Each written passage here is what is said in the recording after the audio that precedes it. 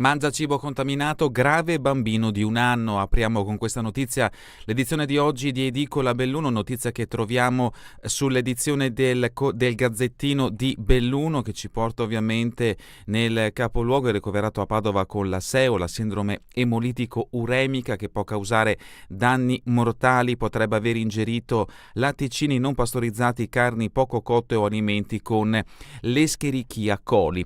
Ingerisce cibo contaminato, diagnosticata ad un bambino la SEU, il piccolo residente in provincia, attualmente ricoverato nel reparto di nefrologia pediatrica dell'azienda ospedaliera di Padova. Si tratta del terzo caso registrato in provincia in meno di 1 anno, una situazione che preoccupa l'azienda USL numero 1 Dolomiti, che invita le famiglie a fare attenzione ai cibi ingeriti dai piccoli e dai lattanti. Questa patologia infatti può avere risvolti gravi, perfino mortali, per i bambini sotto i 5 anni. La sindrome emolitico-uremica SEU è una malattia acuta rara che rappresenta la causa più importante di insufficienza renale acuta nell'età pediatrica. In particolare nei primi anni di vita si sviluppa a seguito di infezione intestinale di origine generalmente alimentare, principalmente per l'ingestione di cibi a latte crudo o di carni poco cotte, sostenuta da particolari ceppi di Escherichia coli, e porta alla formazione di coaguli di sangue che possono ostruire il flusso sanguigno verso organi come cuore, reni e cervello. È di origine infettiva, nell'85% dei casi è la conseguenza di un'infezione dovuta a ceppi di Escherichia coli STEC che producono la tossina detta shigatossina. L'ultimo episodio, una malattia che colpisce in maniera più aggressiva e grave i bambini più piccoli, come in questo caso un piccolissimo di circa 1 anno, è stato accompagnato dai genitori in questi giorni dal pronto soccorso dell'ospedale di Belluno con una sintomatologia che ha fatto sospettare i medici del reparto di emergenza-urgenza potesse trattarsi di SEU. Dopo l'esecuzione delle analisi di rito, sono arrivate le prime conferme con il contestuale trasferimento del bambino presso il reparto di nefrologia dell'azienda ospedaliera universitaria di Padova, dove il piccolo, residente nella parte alta della provincia di Belluno, è tuttora ricoverato per seguire le terapie del caso. L'USL 1 Dolomiti per il momento non si sbilancia. Attraverso il direttore del Dipartimento di Prevenzione Sandro Cinquetti conferma che c'è questo nuovo caso ma null'altro, in quanto siamo ancora in fase analitica. La situazione è delicata. Da quanto si apprende, infatti, il piccolo avrebbe consumato cibi in vari locali e quindi è difficile per il momento capire quale sia stato l'alimento infetto. Lo avete sentito, terzo caso nel bellunese in pochi mesi. Qui incide la presenza delle malghe. La SEU è una malattia molto rara che in provincia di Belluno nel giro di pochi mesi si registrino addirittura 3 casi, è qualcosa di eccezionale. Io in tutta la mia carriera non ne ho mai incontrato uno, lo dice il dottor Enzo Bozza, medico di base che opera nella parte alta della provincia. In effetti a livello nazionale i casi di SEU sono solamente pochissimi, meno di 100 ogni anno, con un'incidenza attorno allo 0,0001% della popolazione. Il dato sale leggermente se si guarda solo alla popolazione pediatrica, quella che ha la maggior facilità nel contrarre la malattia. Il registro italiano della sindrome emolitico-uremica, tenuto dall'Istituto Superiore di Sanità, parla chiaro. Tra aprile 2024 e marzo 2025, ultimo aggiornamento, in Italia ci sono registrati 61 casi di SEU, tutti in età pediatrica. La regione dove la malattia è stata più aggressiva è la Puglia, con 8 casi, seguita dalla Lombardia e dal Piemonte, 7 casi ciascuna tra il 2024 e il 2025. Belluno, quindi, con i suoi 3 casi, rappresenta una concentrazione molto elevata. E dopo la lettura della notizia principale di questa edizione di Edicola Belluno, passiamo alla lettura dei titoli presenti sulle prime pagine. Rimaniamo sul Gazzettino di Belluno. Ovviamente la notizia in primo piano è quella che abbiamo appena letto, riferita al batterio del formaggio che ha colpito un bimbo di solo 1 anno ed è grave. L'articolo è a firma di Scarton e lo troverete a pagina 3. Sempre dalla prima pagina del Gazzettino di Belluno, allarme lingua blu, nuovi casi nel Feltrino, ora i focolai sono 21. L'epidemia esce dall'Alpago, contagi anche a Santa Giustina e Cesio Maggiore. L'approfondimento di Scarton a pagina 8. Cortina, niente nubifragi sull'Alemagna, ma resta l'allerta. Per una volta la statale 51 di Alemagna è stata risparmiata dai nubifragi che hanno colpito il Veneto, ma le previsioni invitano alla prudenza. L'approfondimento a pagina 13. La politica locale, Roccon, dimissioni al veleno, ecco chi mi ha tradito, l'assessore Franco Roccon si dimette non senza polemiche, notizia che interessa la politica del capoluogo bellunese. Nella lettera di congedo consegnata al sindaco, consiglieri e presidente del consiglio comunale è chiaro, non è un distacco semplice e indolore ed è bene che l'opinione pubblica sia messa a conoscenza di quanto avvenuto e fatto in questi 3 anni. Roccon parla di profondo rammarico e di una scelta sofferta maturata a seguito di dinamiche interne alla maggioranza e alla giunta che hanno reso impossibile proseguire con serenità e programmazione il lavoro iniziato nel 2022, ma fa anche nomi e cognomi di coloro che lo hanno messo all'angolo. L'approfondimento di Federica Fant a pagina 5. Ancora dal capoluogo, la polizia locale non rinnega i taser, meglio averli e sperare di non usarli. L'articolo di Damiano Tormen lo troveremo a pagina 5. Ancora dalla prima pagina del Gazzettino di Belluno, il progetto addio al treno delle Dolomiti, gli Agordini no, fatelo qui. I tecnici dicono no, ma se sfuma il sogno della rete ferroviaria fra Calazzo e Cortina, torna alla ribalta l'ipotesi di una ferrovia verso Conca, Gordina e Val di Fassa. Lo scavo di una galleria di 6 km sotto la Marmolada permetterebbe il superamento del massiccio in modo sicuro, efficiente e sostenibile e risparmiando sui costi di costruzione, dice il comitato. L'approfondimento di Fontanive a pagina 7. Dalla Gordino al Basso Feltrino, 7 ville, c'è lo sfratto esecutivo messo alla porta il boss di Uson. La procedura per liberare la casa di Anna Fincato nella frazione di Uson di 7 ville, occupata senza autorizzazione da madre e figlio, è arrivata a una svolta. Il tribunale ha infatti convalidato lo sfratto, dovrà andarsene entro 15 di ottobre, spiega l'avvocato Augusto Cangiano che tutela gli interessati della proprietaria dell'alloggio, altrimenti interverranno le forze dell'ordine. L'articolo di Mondi a pagina 9. Sport, calcio di Serie C, l'ex Milesi contro il suo passato, match già vitale ma siamo tosti. L'articolo di Lazzarin a pagina 14. Teatro, storia delle terra e del cielo, l'omaggio a Tony Cibotto, l'approfondimento a pagina 15. E da Colle Santa Lucia ha riacceso l'autovelox sul Giauma, il limite passa a 70 km/h. Il comune non rinuncia alle consistenti entrate delle sanzioni, però adegua l'impianto in accordo con le disposizioni ministeriali. L'articolo a pagina 11. Questi quindi richiami che troviamo sulla prima pagina del Gazzettino di Belluno. Passiamo adesso alla prima pagina del Corriere delle Alpi. Il titolo principale riguarda la politica locale. Siamo a Belluno, già trovata anche come richiamo sulla prima pagina del Gazzettino. Roccon, addio al veleno. Crisi di giunta a Belluno, l'assessore ai lavori pubblici se ne va, nulla contro Oscar De Pellegrini, il sindaco, ma mi è impossibile continuare con questo clima.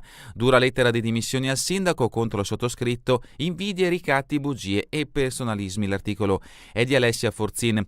Franco Roccon lascia Palazzo Rosso alla sua maniera, prendo il vaso di Pandora parlando di doppie facce, bugie, di personalismi, invidie e ipocrisia, di comportamenti ostili in giunta e in maggioranza che gli hanno reso impossibile continuare a lavorare serenamente per la città. È successo quel che appariva impossibile solo 2 mesi fa, quando Roccon, allora duramente attaccato per la questione Algerini-Nevegal, venne difeso a spada tratta dal sindaco De Pellegrin.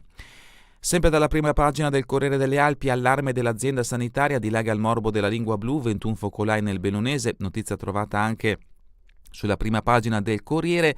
Notizia diversa invece che troviamo sul Gazzettino, notizia invece diversa che troviamo sul Corriere, il caso a Selva di Cadore, rimossi 6 nidi di rondini, hotel denunciato dagli ospiti, 2 turisti hanno interessato la polizia provinciale, siamo sgomenti e dispiaciuti, la direttrice difende la sua scelta. L'articolo di Sosso a pagina 25.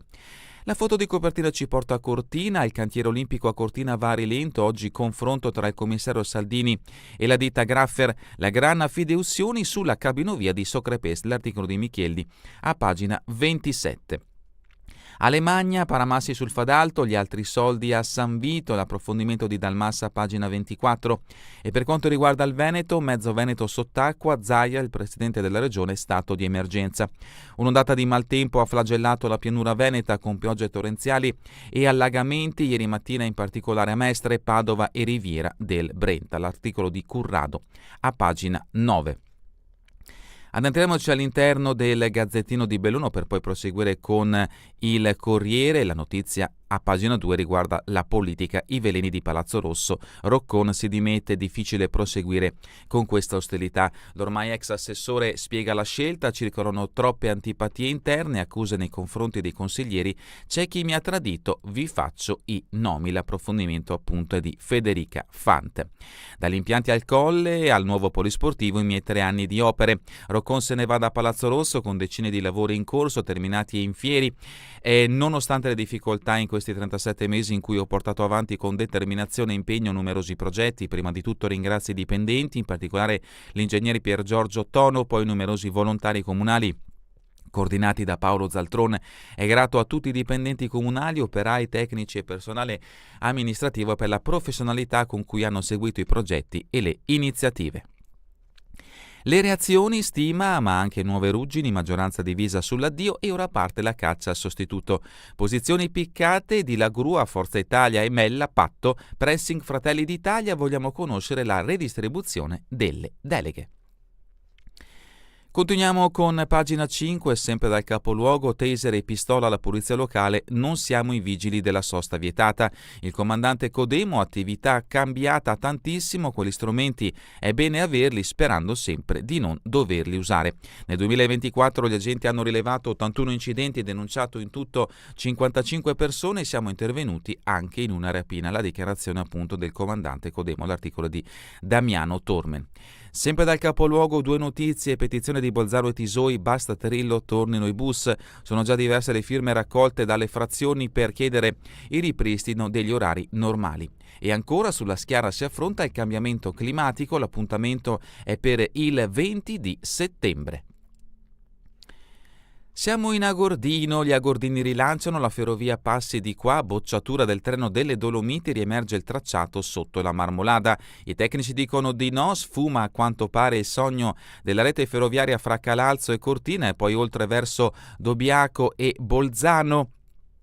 Ma torna alla ribalta l'ipotesi di una ferrovia da Belluno verso la Conca Agordina e Val Cordevole fino alla Val di Fassa.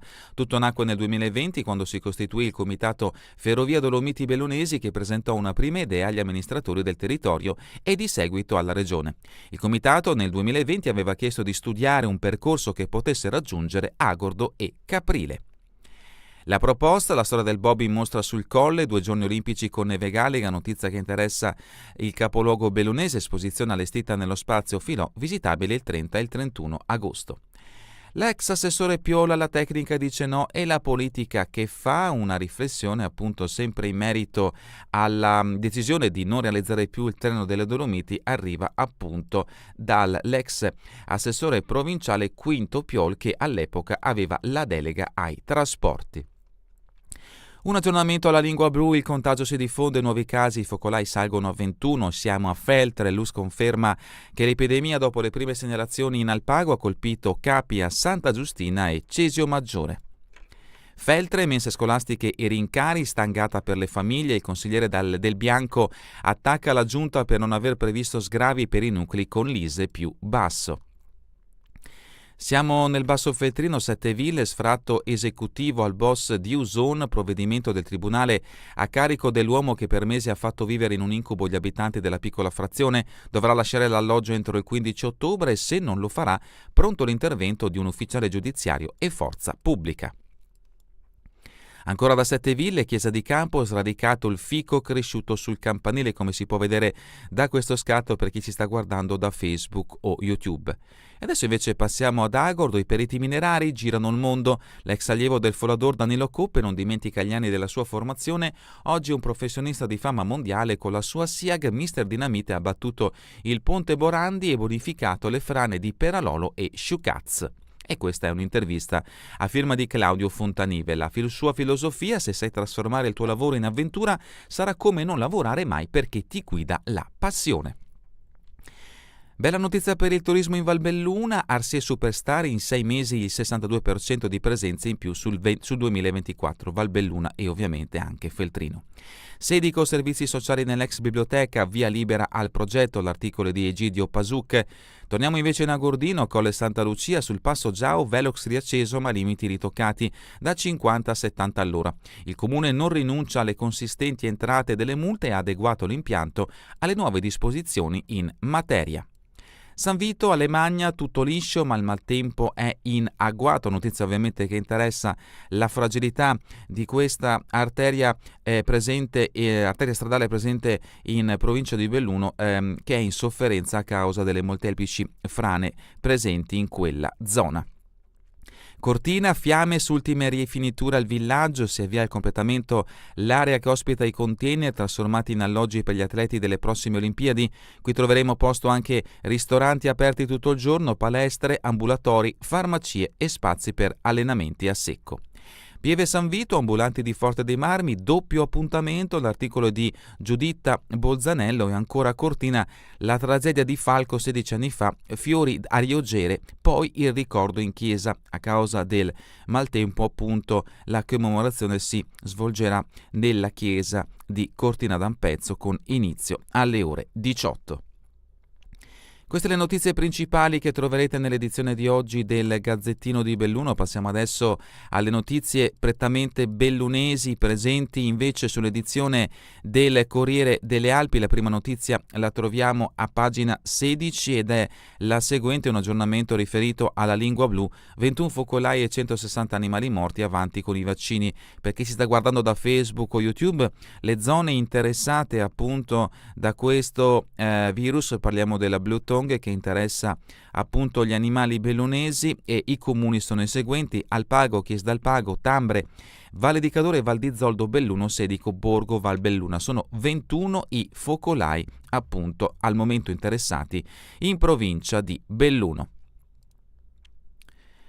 Continuiamo con le notizie del territorio bellunese. Siamo a Feltre, insospettabile stimato l'uomo arrestato. Stamattina l'interrogatorio in carcere, il 28enne finito mercoledì a Baldenic davanti al GIP per la convalida dell'arresto, aveva mezzo chilo di hashish e MDMA. L'articolo è di Gigi Sosso.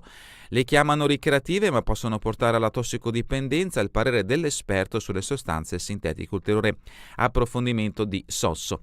Rimaniamo nel Feltrino, Feltre, la Mena, 3 giorni di festa alla saga de San Bortol, da oggi a domenica. Ad Arsie invece gli alpini di San Vito celebrano i 100 anni. Notizie da Fonzaso, Bark Art alla scoperta del percorso artistico. Domani la passeggiata per ammirare gli antichi manufatti per la Finagione. Il progetto è stato lanciato da Dolomiti Hub. Fonzaso, grande divertimento per il volley acquatico, come si può vedere da questo scatto. E continuiamo invece con Pedavena rivive. La fontana di Carpene è un simbolo della memoria. Stasera alle 20:30 la cerimonia nella piccola frazione con il sindaco Castellazza spazia una riflessione su cibo e acqua con Fabio Ciconte, volto di Gheo Engheo. Da Sovramonte, notizia di spalle, appello del sindaco a Veneto Strade, Frana Valrosna, la parete va subito sistemata. Passiamo in Valbelluna con Limana, area di gara per l'arco alla calla, la linea di tiro adesso è al coperto. Gli arcieri del Piave hanno completato la prima fase del progetto di potenziamento da 80.000 euro. Sedico a spasso per fare movimento, pulendo l'ambiente dai rifiuti, e ancora da Limana torna il sorriso agli apicoltori, prodotti 30 kg per alveare. L'approfondimento del Corriere delle Alpi ci porta in Alpago con pagina 24, Fadalto, via le barriere Paramassi, gli altri fondi vadano a San Vito. Proposta di dare priorità al collegamento con Cortina, ma l'autostrada sia gratis se la 51 chiude, a dichiararlo il sindaco di Alpago Alberto Peterle. Cesconeto in Alpago per scalare l'Everest, una sfida con me stesso. Il trevigiano di Puos ha fatto 8.848 metri di dislivello nella salita di Torque. Era per una buona causa, darò 915 euro alla via di Natale di Aviano. L'intervista di Jacopo Dal Ponte vi aspetta a pagina 24 del Corriere delle Alpi.